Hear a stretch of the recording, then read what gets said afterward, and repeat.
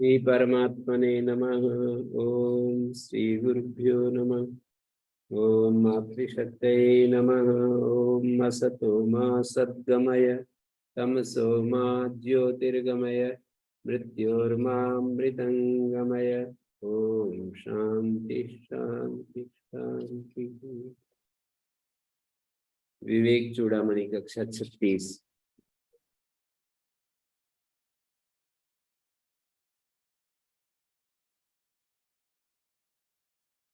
अब आगे 218वें श्लोक में ये बता दिया था, असौ स्वसाक्षिको अभाव यतः स्वेन अनुभूयते।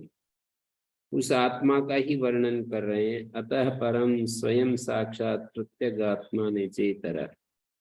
असौ अभाव स्वसाक्षी का, अभाव को प्रमाणित करने वाला साक्षी ही होता है। अभाव स्वसाक्षी का यथा स्वेन अनुभूयते, क्योंकि अपने ही द्वारा उसका अनुभव होता है अभाव का, ये अभाव है।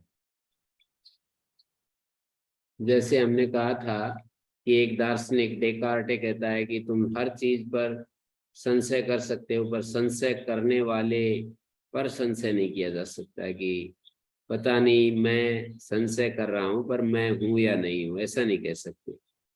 संशय करने वाला अपनी सत्ता को स्वीकार करता ही है। तो यतः स्वेन अनुभूयते, ये प्रश्न किया था ना कि सारे कोशों का निराश कर देते हैं, पंच कोशों को हटा देते हैं तो अंत में अभाव आ जाता है। तो ऐसा एकदम अंदर वॉइड, खाली स्थान आ जाता है। तो उन्होंने कहा कि वो अभाव आ गया, कुछ भी नहीं बचा, ये कौन देख रहा है? तो वही आत्मा है जो ये बात देख रहा है कि कुछ भी नहीं बचा, अभाव आ गया। असो स्वसाक्षी को भावो, वो अभाव स्वसाक्षी आत्म साक्षिक होता है, स्वयं से ही अनुभव किया जाता है। अतः परम स्वयं साक्षात, अतः अतः प्रत्येक आत्मा स्वयं साक्षात परम इतरा न च, इतरा न च नैव इत्यर्थ, कोई दूसरा नहीं है प्रत्येक आत्मा। अतः प्रत्येक आत्मा जो है वो स्वयं साक्षात होता है, स्वयं साक्षात परम। वो जो प्रत्येक आत्मा है स्वयं साक्षात परम, इतरा नैव भवति, कोई और नहीं होता है। बृहदारण्यक में भी ऐसे ही भाव का यत् साक्षात अपरोक्षात ब्रह्म, मतलब अहंकार आदि सारे जो अनुभूयमान विषय हैं वो सब जब अभाव को प्राप्त हो जाते हैं, स्वसाक्षी का, स्वयं साक्षी यस्य स साक्षी का, स्वयं के द्वारा पांचों कोशों का निषेध करने पर भी स्वयं ही अवशिष्ट रूप से अनुभव होता है कि मैं जो ये देख रहा है कि अब कुछ नहीं बचा, सब का निषेध कर दिया, मैं सर्वाभाव के बिना कुछ भी नहीं देखता हूं। मैं इस समय समस्त दृश्य का अभाव देख रहा हूं। ये जो बोध है, ये बोध कहाँ, ये आत्मा के बिना बोध हो नहीं सकता है कि मैं सर्वाभाव के बिना कुछ नहीं देख रहा, सर्वाभाव देख रहा हूँ, सर्वभाव को मैं देख रहा हूँ। सर्व अभाव के बिना मैं कुछ नहीं देख रहा, सर्व अभाव को मैं देख रहा हूं। वो अभाव दर्शन का विषय होने के कारण दृश्य है। वो अभाव भी वैशेषिक लोग अभाव को भी एक भाव पदार्थ ही मान लेते हैं कि अभाव भी वस्तुअंतर का अभाव, वस्तुअंतर का अभाव। तो अभाव वस्तुअंतर अभाव कया चित्तु व्यपेक्षया, अभाव का भी कोई प्रतियोगी होता है ना, वो सत पदार्थ होता है। मानी जिसका अभाव होता है तो पंच कोशों का अभाव होता है, पंचकोश अभाव के प्रतियोगी हैं। पंचकोशों का अभाव हो गया। अब अभाव होने के बाद इस अभाव को भी हम जान रहे हैं। तो अभाव को जो हम जान रहे हैं वही आत्मा है। मानिए अभाव भी एक दृश्य बन गया, दर्शन का विषय हो गया। मैं ओम गुरु समस्त अभाव को देख रहा हूँ। तो ओम गुरु जी। जी जी, तो यहाँ गुरु जी मतलब आत्मा अपने आप को साक्षी किस किस अपने आप को कैसे कह सकते हैं कि भाई मैं हूँ? नहीं, मैं जैसे मैं पंचकोशों को देख रहा हूँ, पंचकोशों के अभाव को भी देख रहा हूँ। तो ये जी देखने का मतलब जान रहा हूँ। तो जो जान, आत्मा को तो ज्ञान स्वरूप बता रहे ना वेदांत में। तो ये आत्मा के बिना कौन जानेगा कि समस्त अभाव हो गया है, सारे दृश्य, सारा दृश्य हट गया है। आत्मा के बिना कौन प्रमाणित करेगा, कौन इस बात को कहेगा कि सारे अभावों का, सारे जो अभाव, सर्वाभाव को मैं देख रहा हूं, समस्त का अभाव देख रहा हूं। ये जो हमारे को बोध हो रहा है कि मेरे सामने सारे जो भाव थे वो हट गए, दृश्य भावात्मक जो पदार्थ थे वो सारे हट गए। तो सारे हटने के बाद अभाव आ गया। अब अभाव को भी मैं वैसे देख रहा हूं ना जैसे भाव को देख रहा था। पृथ्वी, जल, अग्नि, वायु, आकाश, पंचभूत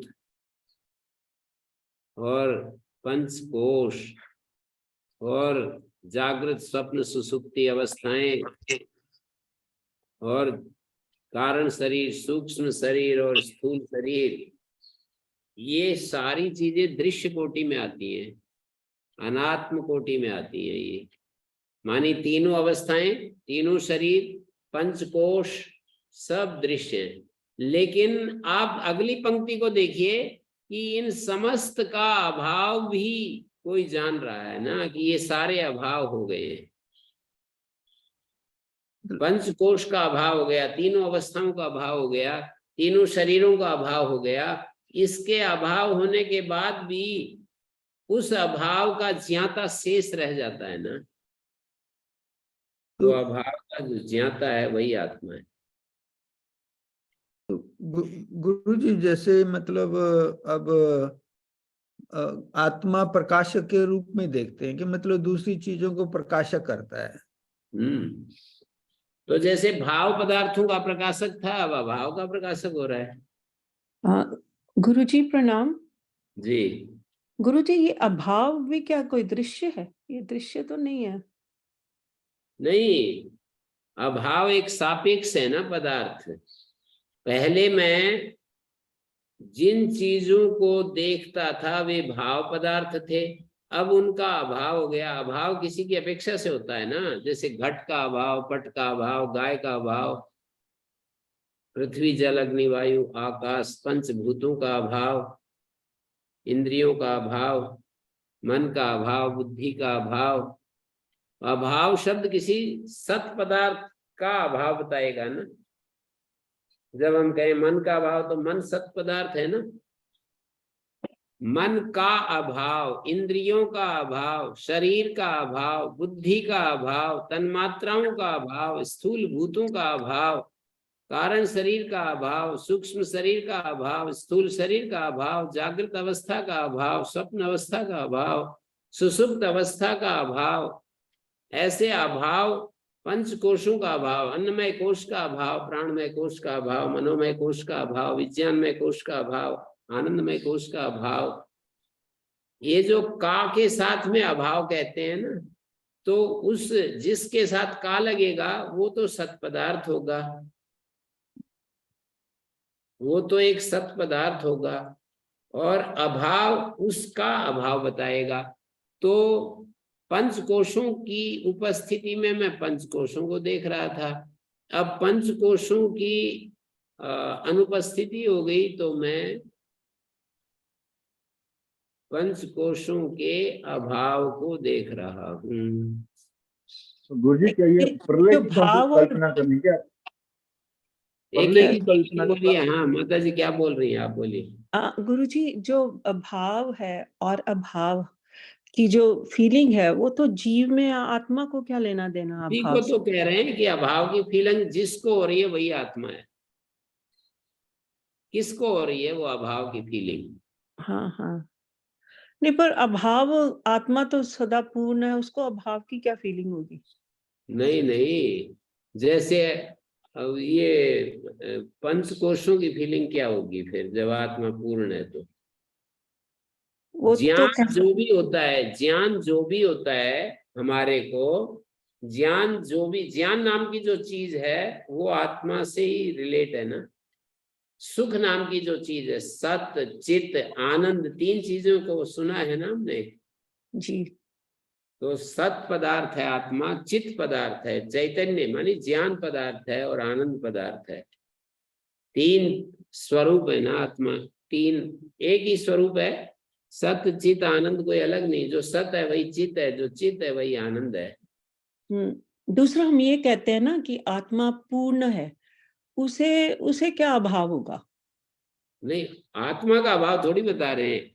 आत्मा के सामने जो अभाव है उसकी फीलिंग, आत्मा के सामने भाव की फीलिंग और आत्मा के सामने अभाव की फीलिंग। जैसे मेरे, अब मैं ऊपर बैठा हूँ, तीसरी मंजिल पर हूँ, मतलब जी दूसरी मंजिल पर, एक ग्राउंड फ्लोर है, फर्स्ट मंजिल दूसरी मंजिल, दूसरी मंजिल पर हूँ। तो मैं कहूँगा मुझे अब यहाँ दूसरी मंजिल पर गाय नहीं दिखाई दे रही, तो मैं गाय के अभाव को अनुभव नहीं कर रहा हूँ। हम्म। मैं दीवारों का, खंभों का, खिड़कियों का अनुभव कर रहा हूँ ना, और गाय का अनुभव नहीं कर रहा हूँ, ऊंट का अनुभव नहीं कर रहा हूँ। जो यहाँ है इसके अलावा दुनिया की समस्त चीजों का मैं अनुभव नहीं करूंगा ना यहाँ। जी गुरुजी, ये समझना चाहते हैं थोड़ा डिटेल में कि जब हम शरीर, मतलब जैसे जीव के आप कह रहे हो ना गाय का भाव है, क्योंकि वो मेरी वासना है, मुझे गाय दिखती है कभी नहीं, वो वासना बनी हुई है ना, या हो सकता है मेरी अटैचमेंट भी हो। तो आत्मा को, आत्मा तो जीव नहीं है ना, आत्मा तो पूर्ण है, तो वो तो अपने आप को इस वो प्रकाशित तो कर रही ठीक है, वो है, तो चीजों को प्रकाशित कर रही है, उसको लेना वो देना ही तो नहीं है ठीक इससे है, पर कुछ। आप इस तरह सोचिए कि बिना ज्ञान, बिना आत्मा के जो ये फीलिंग्स हैं, कोई भी फीलिंग ज्ञान नाम की चीज नहीं हो सकती है। आत्मा भी हो साथ में, अंतःकरण भी हो, तो ये फीलिंग आती है हमारे को, जी हैं? जी जैसे पत्थर में आत्मा तो है पर अंतःकरण नहीं है, तो ये जी फीलिंग नहीं आती ना। आत्मा भी हो, केवल आत्मा होता है, तो फिर हमारे को कोई फीलिंग होगी नहीं। वास्तव में हम शांत हो जाएंगे, असंप्रज्ञात समाधि, अलग से फीलिंग नहीं होगी, हम शांत स्वरूप में अवस्थित हो जाएंगे। मैं शांत स्वरूप हूं, इस तरह की फीलिंग नहीं होगी। मैं शांत स्वरूप हूं, इस तरह की फीलिंग नहीं होगी। मैं शांत स्वरूप होता हूं, पर शांत स्वरूप की फीलिंग होना एक अलग बात है, शांत स्वरूप होना अलग बात है। जैसे प्रेम में होना और प्रेम की फीलिंग होना दो अलग अलग बात है ना। हम्म। जैसे अच्छा, प्रेम में होना, प्रेम की फीलिंग, ठीक है। तो किसी फीलिंग का होना और तत्स्वरूप होना, सुख स्वरूप होना और सुख की फीलिंग होना, ये दो स्थिति अलग अलग। तो जो उस अभाव की स्थिति है वो आत्मा की सुख नहीं। की जो फीलिंग है वो बुद्धि के संयोग के बिना नहीं होगी, लेकिन सुख स्वरूप होना ये तो बुद्धि के बिना भी होता है। जी सुख स्वरूप की फीलिंग तो बुद्धि के द्वारा ही होगी। सुख स्वरूप की फीलिंग, ज्ञान की फीलिंग तो बुद्धि से जुड़ने पर ही होगी, लेकिन मैं जान रहा हूं, ये फीलिंग तो बुद्धि के साथ कनेक्ट होने पर ही होती है, लेकिन ज्ञान स्वरूप होने के लिए बुद्धि की आवश्यकता नहीं।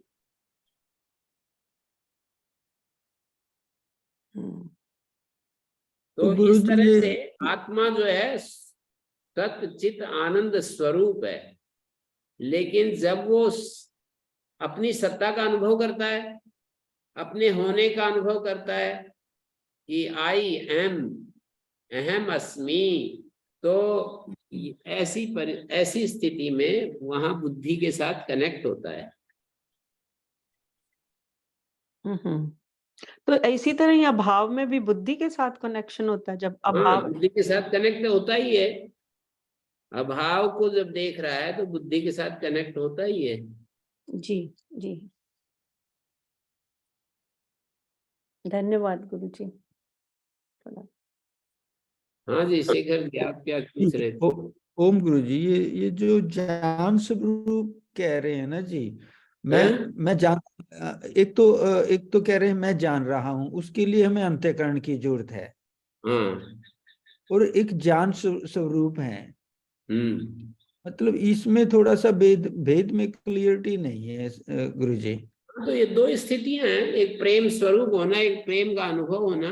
जैसे कि वहां उपनिषद में उदाहरण दिया है, कोई न्यूली मैरिड कपल जब अपनी एक विशेष स्थिति में होते हैं, दोनों मिलते हैं, तो उन्होंने कहा कि वो न बाह्यम किंचन वेद न अंतरम किंचन,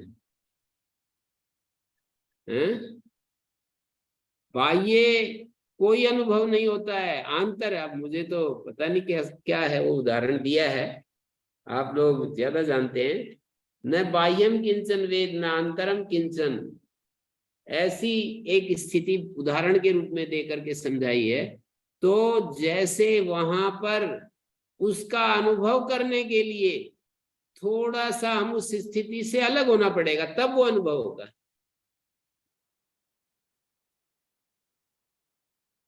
आगे पीछे भूतकाल को हम वर्तमान काल में आकर के हम कहेंगे अरे ऐसी स्थिति में चले गए थे, वहां हमें पता ही नहीं चला, हम बिल्कुल एक दूसरे को याद भी नहीं कर रहे थे उस समय। ऐसे और भी एग्जाम्पल हैं गुरु जी। हाँ ऐसा और भी एग्जाम्पल है जो हम उस स्थिति में जाते हैं। एक वो तो उपनिषद का एग्जाम्पल है, उसको मैंने बता दिया। ना, वो तो ठीक है आपकी बात जी। तो में हम देख रहे हैं कि मैं कुछ ऐसा कह रहा हूं, प्रेम में कृष्णमूर्ति तो बहुत इस बात को बोलते रहते हैं कि प्रेम पर कविता लिखना अलग बात है और प्रेम में होना अलग बात है।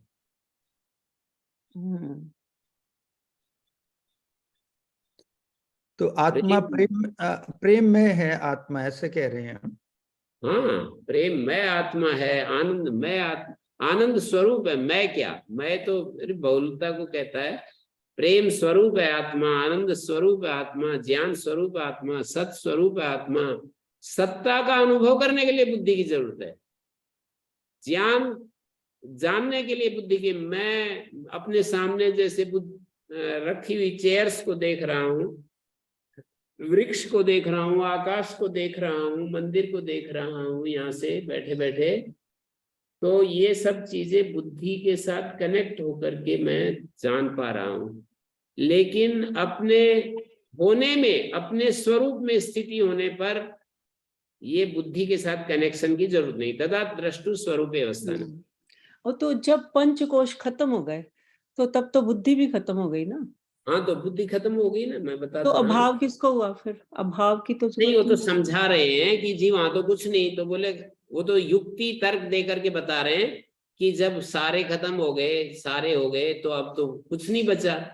वो तो साधना की प्रारंभिक स्टेज में ऐसा लगता है ना कि सारा निषेध करने के बाद भी अब तो कुछ नहीं बचा, तो वो यूं कहते हैं कि नहीं, कुछ कैसे नहीं बचा, ये जो कह रहे हो ना तुम कुछ नहीं बचा, ये कौन इस बात को देख पा रहा है कि कुछ नहीं बचा। लॉजिकली उसको प्रूव कर रहे हैं, आत्मा को लॉजिक दे रहे हैं हो कि जी। जो ये आत्मा कह रहे हो कुछ नहीं बचा, ये कुछ नहीं बचा जो कुछ नहीं बचा, ये जो कह रहे हो ये कौन बच गया?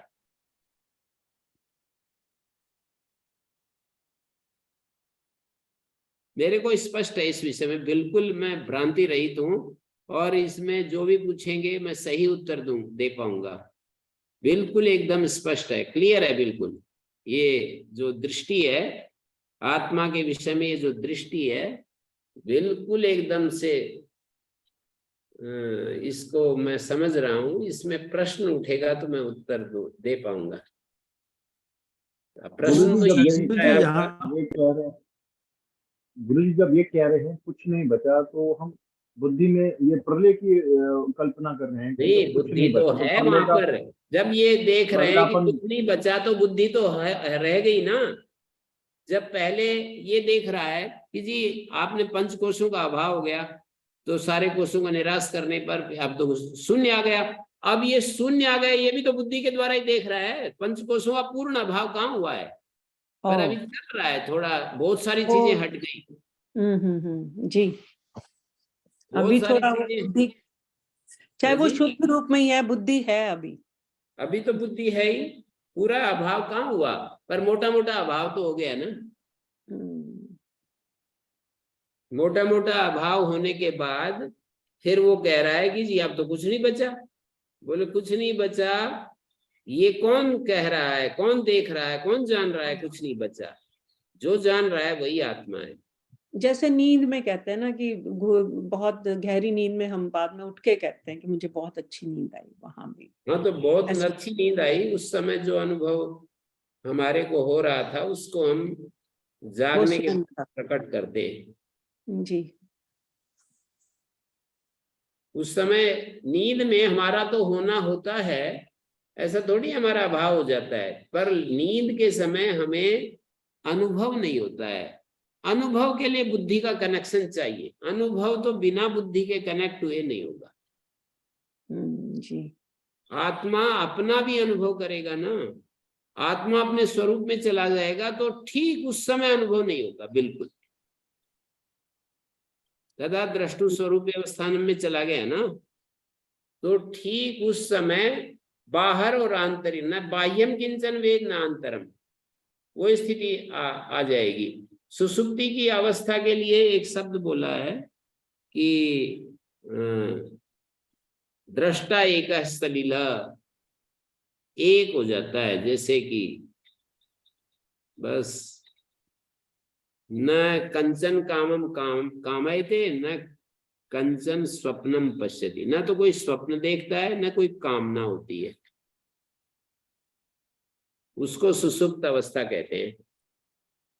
न कंचन कामम कामयते, कोई कामना भी नहीं है और कोई वो भी नहीं है। स्वप्न भी दर्शन नहीं हो रहा है। स्वप्न कोई जागते, ये सोते समय ही थोड़ी होते हैं स्वप्न, जागते जागते भी स्वप्न होते हैं।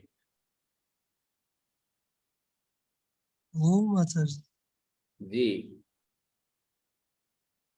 यहाँ पर जब तक हम अभाव देखते हैं बुद्धि का तादात्म्य में है, यह आपने बता दिया। अभाव को भी समाप्त कर देना ही समाधि या निर्बीज समाधि कहेंगे। अभाव भी न रहे, न देखें, वो तो यही सही माने, है, इसमें तो क्या है। यही माने क्या? जी जी। अभाव भी समाप्त कर देना। समाप्त क्या कर देना? जब तक समाप्त करते रहोगे तब तक तो बुद्धि है ही। नहीं वैसे कि उसको देखे नहीं, यानी कि वो समाप्त करना नहीं, हो वो जाए, स्वतः समाप्त ही हो समाप्त हो जाए। जाएगा। एक हो जाना होता है, एक करना होता है। करना जब तक है तब तो बुद्धि है ही, प्रयास है ही।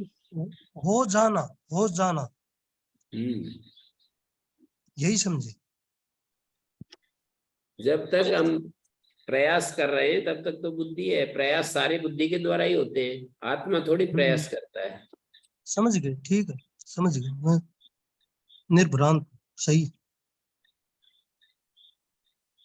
ओम गुरुजी, सुसुप्ति का आपने अभी बताया गुरुजी, तो यहाँ सुसुप्ति में तो मतलब मन तो रहता है, ये तम के कारण तो हम सुसुप्ति होती है, फिर उसमें वो अगर तम आंशिक दृष्टांत है ना, इसलिए थोड़ा अंतर तो है ही। तब तो वो अवस्था अलग है ना।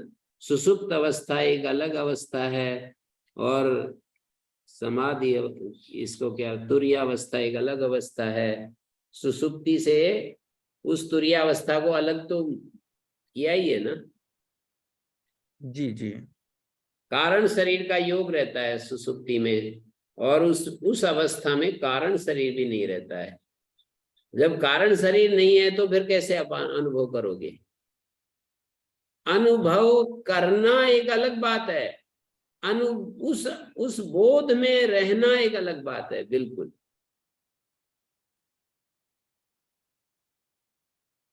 जी। उस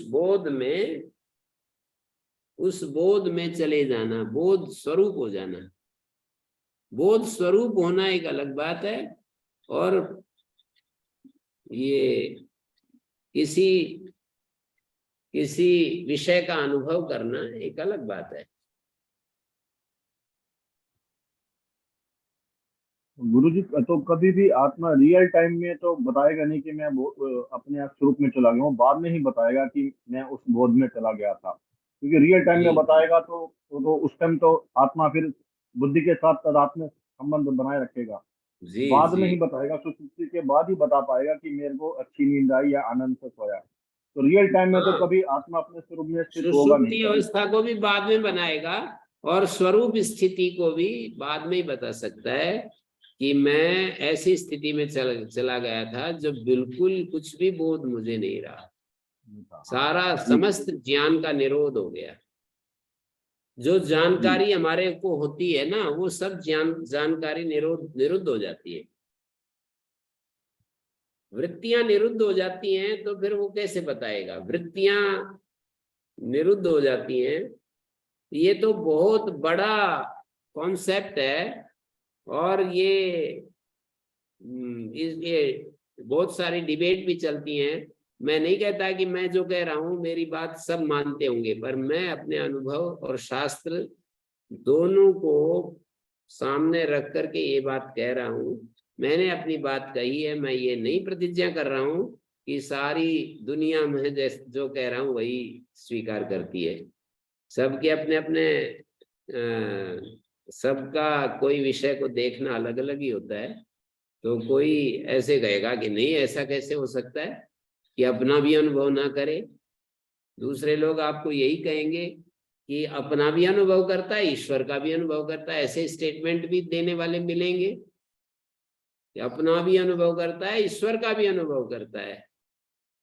तो ये तो वो बताएंगे जो ये स्टेटमेंट देते हैं, ये तो वो बात वे लोग कहेंगे। अब मैं तो इस बात को नहीं कुछ, मैं उसको मतलब मैं उसके बारे में कुछ नहीं बोल रहा, उनके एक्सपीरियंस है तो वो बताएंगे।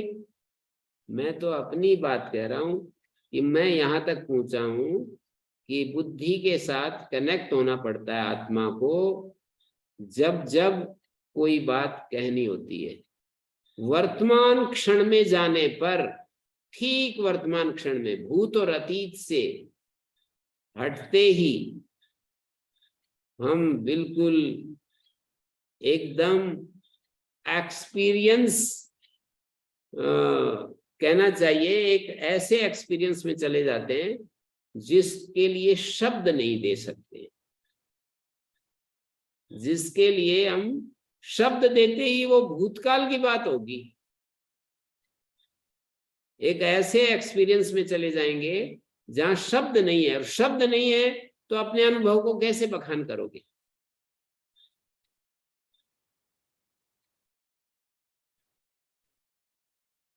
शब्द के साथ ही तो हमें ज्ञान होते हैं। शब्द रहित अवस्था हो जाएगी। शब्द जो है वो भूतकाल को प्रस्तुत करता है, जो भी, या भविष्यत काल की कल्पना को प्रस्तुत करता है, अतीत या अनागत को, अतीत या भविष्य की चित्र को प्रस्तुत करता है शब्द। ठीक वर्तमान क्षण में शब्द के द्वारा आप प्रकट नहीं कर सकते उस स्थिति में। तो जो प्रत्येगात्मा वो स्वयं साक्षात नित्य अपरोक्ष सर्वोत्कृष्ट पर ब्रह्म परमात्मा, यद साक्षात अपरोक्षात ब्रह्म, ये प्रत्येगात्मा ब्रह्म से भिन्न नहीं है।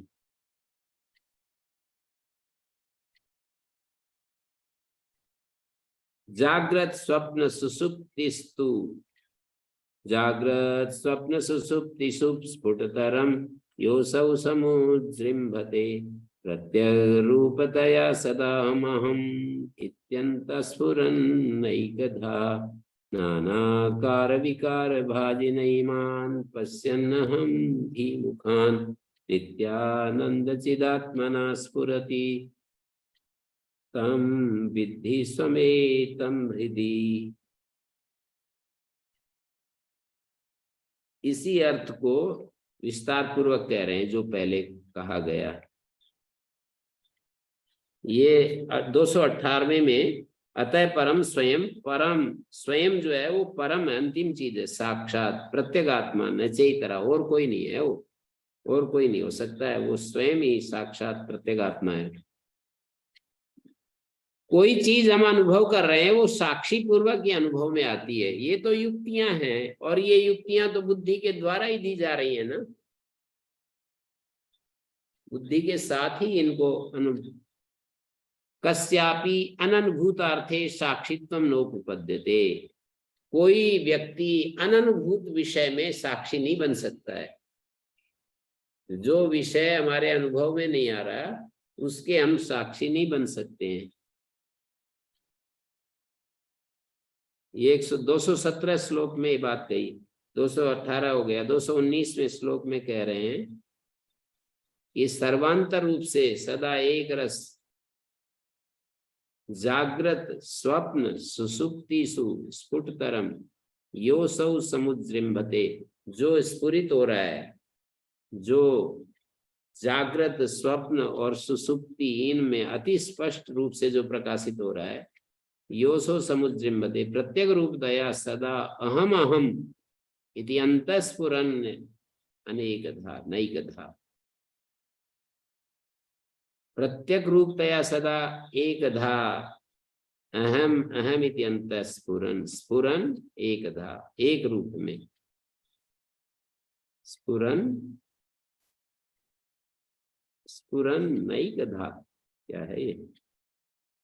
प्रत्येक रूप से सभी की अंतरात्मा के रूप सदा एक रस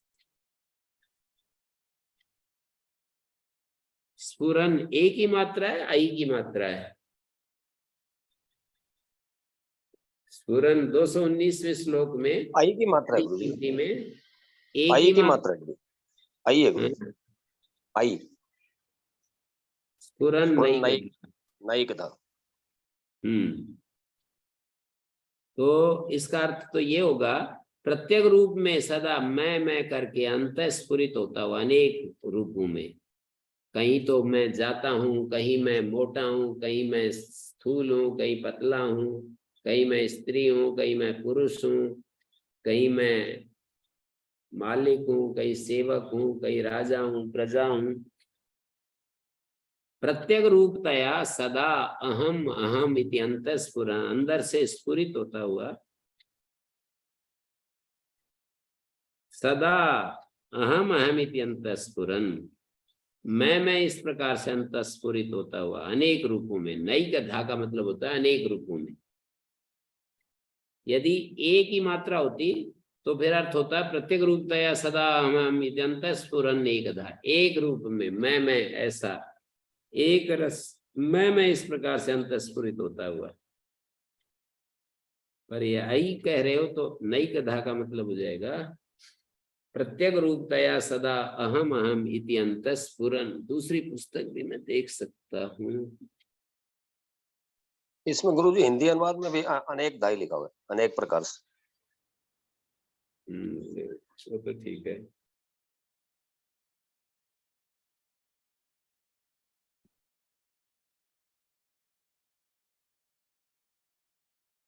मेरे पास एक दूसरी पुस्तक है, नई कथा ही है ये। नई कथा का मतलब होता है अनेक रूपों में। जागृत स्वप्न सुसुप्ति तीन अवस्थाओं में अंतःकरण के भीतर मैं रूप से सर्वांतर आत्म रूप में स्फुरित होता रहता है। जागृत स्वप्न सुसुप्तिषु अंतःकरण के भीतर, अंत है अंतःकरण के भीतर मैं करके स्फुरित होता रहता है, प्रत्येक रूप से स्पष्टतया प्रकाशित होता है। चेतन प्रत्येक रूपतया, प्रत्येक रूपतया सदा अहम अहम इति अंतः स्फुरन नैकता, अनेक रूपों में प्रकाशित हो रहा है। मैं रूप से सर्वांतर आत्म रूप में स्फुरित होता रहता है। नानाकार विकार भाजिन ईमान पश्यन अहम भी मुखान, और नाना विकारों को साक्षी रूप से देखता हुआ, नाना विकारों को साक्षी रूप से देखता हुआ नित्य चिदानंद रूप से प्रकाशित होता है।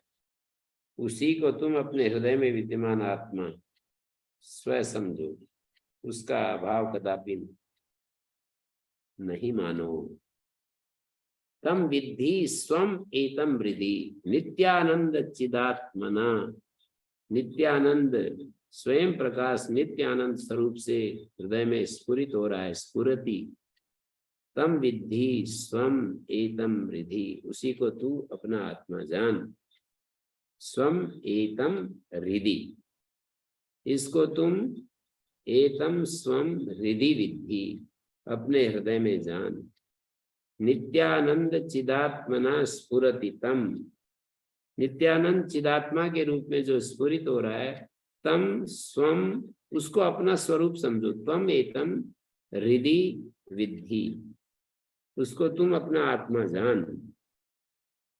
प्रत्येक रूप से सभी की अंतरात्मा के रूप से सदा अहम अहम इस प्रकार से स्फुरित होने वाला स्वयं प्रकाश। इसको क्यों कह रहे हैं अनेकधा? अनेकधा का मतलब कभी कोई क्रिया कर रहा है, कभी कोई दूसरी क्रिया कर रहा है, कभी तीसरी क्रिया कर रहा है, कभी किसी गुण के साथ युक्त हो रहा है, कभी किसी द्रव्य के साथ युक्त हो रहा है। तो प्रत्येक रूप में सदा मैं करके अंतःस्फुरन अपने भीतर स्फुरित होता हुआ, अंतःकरण के भीतर स्फुरित होता अनेक रूपों में जागृत स्वप्न सुसुप्ति स्फुटतरम स्पष्ट रूप से जो समुज्जृंभते मानी प्रकाशित हो रहा है। नानाकार विकार भाजिन अहम धी मुखान, अहंकार है प्रमुख जिसमें, अहम धी अहम बुद्धि प्रमुख है जिसमें, अहंकार से लेकर देह पर्यंत जितने कोश हैं उनसे अनेक प्रकार के अवयवों से विशिष्ट जन्म स्थिति विपरिणाम वृद्धि अपक्षय नाश रूप जो अनेक विकार हैं उनसे विभक्त होकर नानाकार विकार भाजिन, नाना आकार विकार, इनको अनेक प्रकार के अवयवों से विशिष्ट जन्म स्थिति विपरिणाम वृद्धि अपक्षय और नाश के रूप में अनेकों जो विकार है, नानाकार विकार भाजिन ईमान पश्यन अहम भी मुखान, अहम बुद्धि प्रमुख है जिसमें ऐसे नाना प्रकार के नाना आकार विकार का सेवन करने वाला जो ये जो जितने भी विषय हैं, नित्यानंद चिदात्मना, नित्यानंद चिदात्मा के रूप में स्फुरित हो रहा है। अहंकार भी अंतःकरण पदवाच्य ही है, तो देहादि आकारों से उसका भी नानाकारत्व, देहादि आकारों से उसका भी नानाकारत्व समझना पड़ता है। समस्त प्राणियों के द्वारा अनुभूत अति प्रसिद्ध जागृत स्वप्न सुसुप्ति तीनों अवस्थाओं में जो अति स्पष्ट रूप से प्रकाशित हो रहा है, अन्य से निरपेक्ष ही भाषित हो रहा है। उज्जृंभते इसका मतलब है अति स्पष्ट रूप से प्रकाशित हो रहा है, अन्यों से निरपेक्ष, अन्यों से सापेक्ष नहीं, निरपेक्ष भाषित हो रहा है। दूसरी चीजें तो आत्मा के सापेक्ष भाषित होती है, पर आत्मा अन्यों से निरपेक्ष भाषित हो रहा है। तो वो स्वयं प्रकाश नित्य आनंद रूप से हृदय में स्फुरित होता है। उसी को तुम अपना तम स्वम तम एतम मानी इन दो शब्दों से तम एतम, उसको तुम आत्मा समझो। तम एतम मानी अविद्वानों के लिए जो दूर है, तदे जति तन्नई जति तद दूरे तद्वंती, अविद्वानों से जो दूर है, अविद्वान उसके अनुभव नहीं कर पाते हैं, विद्वानों के अति निकट है, तो एतम को तो कह दिया निकट और तम को कह दिया विद्वानों से दूर। दूरवर्ती के लिए तम शब्द प्रयोग होता है, निकटवर्ती के लिए एतत् शब्द प्रयोग होता है, इदम या एतत्। तम मानी उस जो कि अविद्वानों से दूर है, एतम मानी विद्वानों के जो अति समीप है। आत्मा को तम कह दिया और विद्वानों के लिए अत्यंत निकट होने के कारण उसको एतम कह दिया। श्लोक में तम एतम दो शब्द आए ना। ओम गुरु जी। हाँ जी गुरु जी, ये सापेक्ष रूप से और निरपेक्ष रूप से भाषित होता है, ये थोड़ा समझ नहीं आया, इस पर थोड़ा प्रकाश डालिएगा। मैं ये कह रहा हूं कि आत्मा तो अन्य जितना भी मन बुद्धि इंद्रियां शरीर 5 कोष 3 सबसे निरपेक्ष है। आत्मा के होने में इनका क्या रोल है? कुछ भी नहीं। पर इनके लिए तो आत्मा का पूरा रोल है। आत्मा की सापेक्षता में ही तो ये सब चीजें प्रकाशित होती हैं। आत्मा के प्रकाशित होने के लिए इनकी अपेक्षा नहीं है कि इनके कारण से आत्मा प्रकाशित हो रहा है। आत्मा के कारण तो ये प्रकाशित होती है, पर इनके कारण आत्मा प्रकाशित हो रहा है, ये नहीं कहा जा सकता। जी गुरु, धन्यवाद। निरपेक्ष रूप से वो प्रकाशित हो रहा है। नित्यानंद चिदात्मना स्फुरति तम विद्धि स्वम एतम हृदि। तम एतम हृदि, अपने हृदय में अपना स्वरूप ही समझो। स्वम विद्धि, अपने आत्म स्वरूप को जानो। तम एतम, उस इसको, उस इसको, उसको, किसको? जिसको अविद्वान कभी देख नहीं पाते। और एतम मानी विद्वान कभी उसको हट नहीं पाते। अति निकट है ना वो, विद्वानों के अति निकट है, विद्वानों के अति दूर है, ऐसा श्रुतियों में बार बार कहा है ना।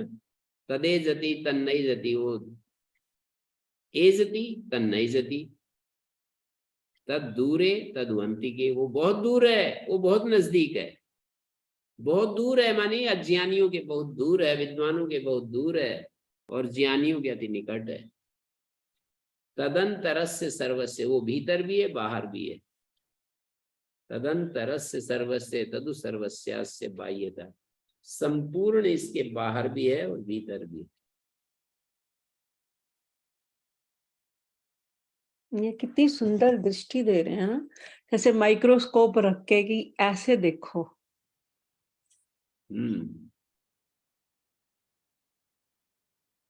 नानाकार विकार भाजिन ईमान। नाना आकार विकार का सेवन करने वाले अहम धी मुखान नित्यानंद चिदात्मना। ये क्या कह दिया? नानाकार विकार भाजिन ईमान। नानाकार विकार भाजिन ईमान हम धी प्रमुखान। अहम धी, अहंकार आदि नाना विकारों से विभक्त इन सारे दृश्य पदार्थों को ईमान पश्यन, इन दृश्य पदार्थों को देखता हुआ। अहम धी मुखान का मतलब है अहंकार जिसमें प्रमुख है, और बाकी सारे भी इन विकारों को देखता हुआ, जानता हुआ। वो जानने की जैसे ही बात आए तो बुद्धि को संयुक्त करके ही जानने की बात आती है। एक छांदोग्योपनिषद के 8वें अध्याय में ना, इंद्र विरोचन संवाद में, विरोचन तो शरीर को आत्मा समझकर चला गया, पर इंद्र अपनी खोज में लगा रहा, प्रजापति से बार बार पूछता रहा। प्रजापति ने स्थूल शरीर के बाद सूक्ष्म शरीर पर आ गए, मनोमय कोश माने स्वप्न अवस्था पर आ गए। स्वप्न अवस्था में जो मन कार्य करता है उसको आत्मा बता दिया, वही आत्मा है। स्वप्न अवस्था में जो जानने की क्रिया कर रहा है, मैं थोड़ा शब्द ठीक नहीं बोला, फिर एक बार बोल रहा हूं। जागृत अवस्था में जो जान रहा है वो आत्मा है। स्वप्न अवस्था में मन के द्वारा जो जान रहा है वो आत्मा है। सुसुप्त अवस्था में कारण शरीर के द्वारा जो जान रहा है वो आत्मा है। ये सही भाषा है। ऐसे नहीं कहना चाहिए कि स्वप्न अवस्था में मन को आत्मा बता दिया। मन को आत्मा नहीं बताया, मन के द्वारा जो जान रहा है वो आत्मा, कारण शरीर में जो माने सुसुप्त अवस्था में कारण शरीर के माध्यम से जो जान रहा है, तम एतम एव आत्मानम भूयो अनुव्याख्यास्यामि, ऐसे बार बार कहते हैं प्रजापति। उसी आत्म स्वरूप को जो मैंने प्रारंभ में उपदेश दिया उसी का और व्याख्यान करूंगा, उसी के बारे में और बताऊंगा। जैसे कि छठे अध्याय में, छांदोग्य उपनिषद के छठे अध्याय में श्वेत केतु को बार बार उन्होंने जब तक अपनी जिज्ञासा रखी तब तक समझाते चले गए, 9 बार तत्वमसि का उपदेश दिया। ऐसे ही 8वें अध्याय में, छांदोग्य उपनिषद के 8वें अध्याय में इंद्र के द्वारा बार बार पूछा गया कि मेरे को समझ में नहीं आ रहा है, आत्मा के लक्षण जो आपने बताए वो मुझे दिखाई नहीं दे रहे इस शरीर में। तो उन्होंने कहा कि इसके लिए और तपस्या करनी पड़ेगी और मैं इसी आत्मा का तुम्हें और ज्यादा व्याख्यान, इसी आत्मा का व्याख्या करके बताऊं आपको। फिर ये कहा कि ये स्वप्न अवस्था में मन के द्वारा जो जानता है वही आत्मा है। वो बहुत सारी समस्याएं हट गई, लेकिन फिर भी बच गई कि यहाँ भी डरता है, भागता है, ये करता है, वो करता है, भयभीत होता है। तो फिर ये कहा कि चलो ठीक रास्ते पर चल रहे हो आप, मैं और व्याख्यान करूंगा, और भी तपस्या करो। और वो तपस्या करते हुए जब 32 वर्ष पूरे, माने एक एक उपदेश 32 वर्ष में देते हैं, एक एक वर्ष, एक एक उपदेश को 32 वर्ष बाद देते हैं। और वो कहा कि ये जो सुसुप्त अवस्था में जब सारी वृत्तियां शांत हो जाती हैं तो भी जो जान रहा है, ना हम किंचित अवेदिसम सुखम अहम अस्वापसम, ये 2 बातें जान रहा है ना, वो आत्मा है। सारी वृत्तियां तो शांत हो गई, मन शांत हो गया, फिर भी जो 2 बातें जान रहा है, ना हम किंचित अवेदिसम, एक तो ये बात, और दूसरी बात सुखम है अस्वापसम, बड़े सुख से सोया, वो आत्मा है। उसमें भी आपत्ति उनको आई कि इसमें तो यही नहीं पता चलता, ठीक उस समय नहीं पता चलता। तो बोले और इसके लिए 5 वर्ष आप रखो, टाइम बहुत शॉर्ट टाइम आ गया।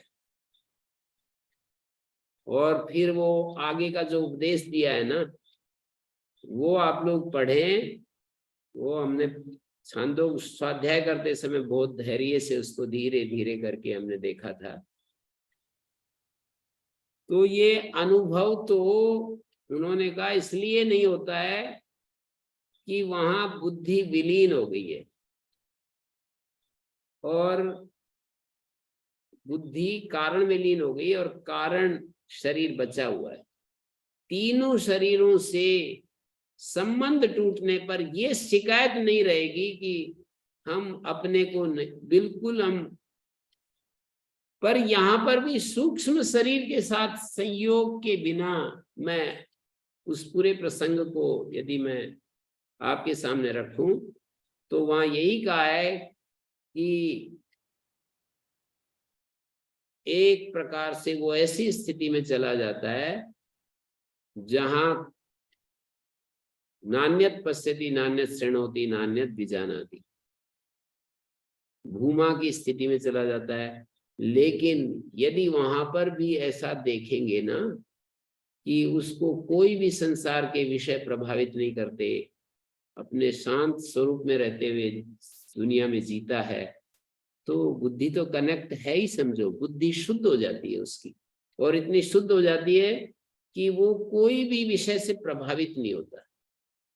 संवेदनशील विषय भी उसको प्रभावित नहीं करते। ऐसे वहां पर स्त्री आदि का उदाहरण दिया है कि स्त्रियों के साथ रहता हुआ भी कोई उसको कुछ प्रभाव नहीं पड़ता है।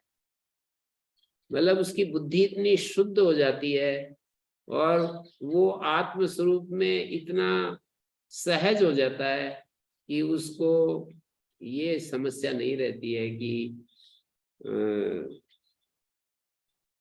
जैसे कि जागते समय सामान्य आदमी समस्याओं से घिरा रहता है, कभी कोई लाभ होता है जीवन में, कभी हानि होती है, कभी सुख होता है, कभी दुख होता है, द्वंद्वों की स्थिति में से गुजरना होता है ना आदमी को। हर आदमी को द्वंद्वों की स्थिति में से गुजरना होता है। मानी कभी मान होता है, कभी अपमान होता है, कभी सफलता मिलती है, कभी असफलता मिलती है, कभी जय मिलती है, कभी पराजय, कभी सुख होता है, कभी दुख, कभी हर्ष, कभी शोक। द्वंद्वों की स्थिति में गुजरना पड़ता है, और द्वंद्वों की स्थिति में निर्द्वंद होना, ये आत्मविद की महिमा है। द्वंद्वों की स्थिति में निर्द्वंद होना, वो इतना तेजस्वी व्याख्यान है। 12वां खंड है, 12वां खंड मतलब छांदोग्य उपनिषद का 12वां खंड, और 13वां खंड, 14वां, उन खंडों को आप जाकर के देखें तो उसमें यही समझाया है कि क्या कारण है कि हमारे को उसी समय हम ये शिकायत कर रहे हैं, ये अपना अनुभव ही नहीं होता है। पर जागृत अवस्था में यदि हमारी वृत्ति पूर्णतः शांत हो जाए तो यद्यपि मैं उस अस्तित्व का अनुभव कर रहा हूं, ये वृत्ति तो नहीं रहेगी। एक वृत्ति यदि आप डालना चाहते हैं तो एक वृत्ति, लेकिन वो वृत्ति भी शांत हो जाएगी। अहम ब्रह्मास्मि प्रज्ञानम ब्रह्म, तत्वमसी का जो उपदेश दिया था वो समझ गया मैं, अहम ब्रह्मास्मि, ये वृत्ति भी शांत हो जाएगी। एक बार ये वृत्ति आएगी, लेकिन ये वृत्ति भी शांत हो जाएगी। अहम ब्रह्मास्मि शांत हो जाएगा बिल्कुल पूर्ण रूप से, एब्सोल्यूट साइलेंस। तो जैसे आप उदाहरण देते हैं महर्षि रमना, और वो ऐसी स्थिति में थे। हाँ, सारे ही, महर्षि रमन, श्री अरविंद, महर्षि दयानंद, आचार्य शंकर, सब एक ही। वो कोई बहुत सारे बिच्छू जा रहे थे, मतलब हीनोपमा दे रहा हूं, बिच्छू जा रहे थे। उपमा एक हीन होती है, हीन पदार्थ से उपमा देते हो हीन उपमा। किसी अच्छी चीज की उपमा हीन पदार्थ से दें तो हीनोपमा हो जाती है, उत्कृष्ट पदार्थ से दें तो उस उपमा को अच्छा माना जाता है। पर हीनोपमा भी समझाने के लिए सही होती है। वेदों में हीनोपमा भी खूब आई है, मतलब लोक में हीनोपमा कम देते हैं, फिर भी समझाने के लिए दी जाती है। बिच्छू की पंक्ति जा रही थी, बोले इनमें सबसे जहरीला कौन है? बोले हाथ लगा करके देख ले, हैं? थोड़ा सा स्पर्श करके देख लो कौन सा जहरीला है। तो ये महापुरुषों की कतार जो है ना, एक जैसी है। किसी को भी आप स्पर्श करके देख लो, एक जैसे ही है सारे, एक नहीं, हजारों हजारों, पूरा भूतकाल भरा पड़ा है ऐसे ऋषियों से, ऐसे ज्ञानियों से, तत्व ज्ञानियों से। जो स्थित प्रज्ञ है वो भी इसी स्थिति में, स्थित प्रज्ञ भी इसी स्थिति में होता है। 12वें अध्याय में जो मेरा भक्त है वो भी स्थिति में होता है, इसी स्थिति में होता है। दूसरे अध्याय में स्थित प्रज्ञ है, 12वें अध्याय में मेरा भक्त कौन है वो भी इसी स्थिति में होता है। 14वें अध्याय में गुणातीत पुरुष भी इसी स्थिति में होता है, गुणातीत भी इसी स्थिति में होता है। और 13वें अध्याय में जो ज्ञान की स्थिति में होता है वो भी इसी स्थिति में होता है। ज्ञान के साधन बताए कुछ, और फिर उसको आखिरी में बतला दिया कि इन साधनों से जो प्राप्तव्य है वो इसी स्थिति में चला जाता है। तो बहुत सारे तरह तरह से एक ही तत्व को समझाया है। सारी गीता उसका व्याख्यान कर रही है जी। नानाकार विकार भाजिन ईमान, नानाकार विकार का सेवन करने वाला अहम धीमुखा नित्यानंद चिदात्मना स्फुरतितम, नित्यानंद चिदात्मा के रूप में हमारे हृदय में स्फुरित हो रहा है। तम एतम स्वम विद्धि, उसको तुम अपना स्वरूप समझो। तो कह रहे हैं मतलब देहादि आकारों से उसको नानाकारत्व बता रहे हैं। वो निर्विकार है, पर इन देहादि विकारों के आधार पर सभी आकार उसके आकार हैं। अग्निर्यथेको भुवनम प्रविष्टा, वायुर्यथेको भुवनम प्रविष्टा, रूपम रूपम प्रतिरूपो बुभुव। एकस तथा सर्वभूतांतरात्मा, एकस तथा सर्वभूतांतरात्मा, जैसे अग्नि रूप रूप में प्रतिरूप हो रही है, एकस तथा सर्वभूतांतर रूपम रूपम प्रतिरूपो वैश्च, रूप रूप में प्रतिरूप हो रहा है। नानाकार विकार भाजिन, अनेक आकार विकारों को, जो नानाकार विकारों के साथ एक रूप हो रहा है, उसको तुम अपना स्वरूप समझो। यदि ये आत्मा सर्वसाक्षी रूप से अति प्रसिद्ध है, मतलब ये कहा जाता है इसमें 220 नंबर श्लोक पर आ गया, आत्मा सर्वसाक्षी रूप से अति प्रसिद्ध है, सर्वविदित है, तो इसको अनात्मा से पृथक करके ग्रहण क्यों नहीं किया जाता? इसको अनात्मा से पृथक करके ग्रहण क्यों नहीं किया जाता? इस प्रश्न का उत्तर दे रहे हैं। जब सर्वसाक्षी रूप से अति प्रसिद्ध है तो अनात्मा के साथ घुलता मिलता भी नहीं है, फिर अनात्मा के साथ एक करके कैसे जानते हैं? उससे अलग करके क्यों नहीं जानते? और अप्रतिसंक्रमा है, अनात्म में प्रतिसंक्रांत भी नहीं होता, अनात्म के साथ एकीभूत भी नहीं होता है, फिर ऐसा क्या हो जाता है कि इसको हम अनात्मा से अलग करके नहीं जान पाते आत्मा को, जबकि ये सब सर्वसाक्षी है? ऐसी क्या दिक्कत है? तो कह रहे हैं घटोदके बिंबित मर्क बिंबम आलोक्य मूढ़ो रविमेव मन्यते तथा चिदाभासमुपाधि संस्थं भ्रांत्याहमित्येव जडोऽभिमन्यते, भ्रांत्याहमित्येव जडोऽभिमन्यते। कहते हैं मूढ़ पुरुष क्या होता है, घड़े के जल में कोई सूर्य प्रतिबिंबित हो या किसी तालाब में सूर्य प्रतिबिंबित हो, घटोदके कह लो या सरोदके कह लो, जैसे किसी तालाब में या घट के उदक में बिंबितम अर्क बिंबम आलोक्य, उसमें प्रतिबिंबित सूर्य के बिंब को देखकर ऊपर से सूर्य चमक रहा है, इसमें ये प्रतिबिंबित हो रहा है, उसे सूर्य मानने लगता है कोई मूढ़ व्यक्ति। छोटा बालक हो जो ज्ञान रहित हो तो उसको दिखाएं यदि चंद्रमा रात के समय, तो उसकी तरफ ही वो तो मोहित हो जाता है कि कितना अच्छा चंद्रमा, इसको मेरे को दे दो। तो घटोद के बिंबितम अर्क बिंबम, सूर्य का जो बिंब है उसको देखकर रविमेव मन्यते, उसको ही सूर्य समझ लेता है। तथा चिदाभास समुपाधि संस्तम, हमारी बुद्धि में स्थित जो चिदाभास है, चेतन का जो प्रकाश है हमारी बुद्धि में, चिदाभास बोलते हैं।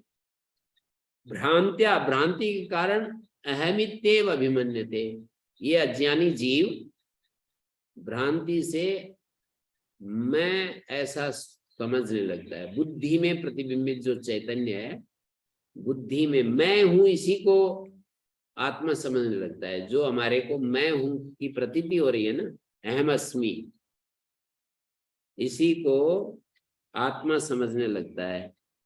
ये दृष्टांत समझ में आया होगा, जैसे मूढ़ पुरुष जल में प्रतिबिंबित हुए सूर्य के बिंब को वास्तव में सूर्य समझ लेता है, सूर्य इससे भिन्न है, ये सूर्य नहीं है, उसका प्रतिबिंब है। बिंब अलग है, प्रतिबिंब अलग है, मूढ़ पुरुष को नहीं होता। तो उपाधि में स्थित मानी बुद्धि में प्रतीयमान जो चिदाभास है, हमारे अंतःकरण में प्रतीयमान चिदाभास है, चित्त प्रतिबिंब को ही ये मूढ़ पुरुष अविवेक के कारण यह मैं हूं, ऐसे पूछा था ना इस श्लोक की भूमिका में। सर्वसाक्षी रूप में जब अति प्रसिद्ध है तो अनात्मा से अलग करके हम ग्रहण नहीं करते, बुद्धि के साथ ही अपने आप को मैं हूं करके ग्रहण क्यों करते हैं? बुद्धि से अलग एक चेतन तत्व है, इस रूप में क्यों नहीं ग्रहण करते इसको? उत्तर दे दिया कि अज्ञान ही मूल कारण है, अज्ञान के चलते ऐसा ही होगा। आत्मा के अज्ञान के कारण से हम बुद्धि में उपस्थित चैतन्य को ही अपना स्वरूप समझते हैं, आत्मा समझते हैं। उसको हम जीव कह सकते हैं। आत्मा तो उस से अलग करके जो सर्व साक्षी रूप है, चैतन्य स्वरूप है, वो है। बुद्धि के साथ एक करके, शरीर के साथ एक करके, किसी भी अनात्म के साथ एकीभूत करके जब देखते हैं तो वो अनात्म रूप ही होता है। तो ये यहाँ तक पहुंच गए। 221वां श्लोक कल करेंगे, इसी कथन को और भी स्पष्ट करेंगे। ओम शांति शांति शांति।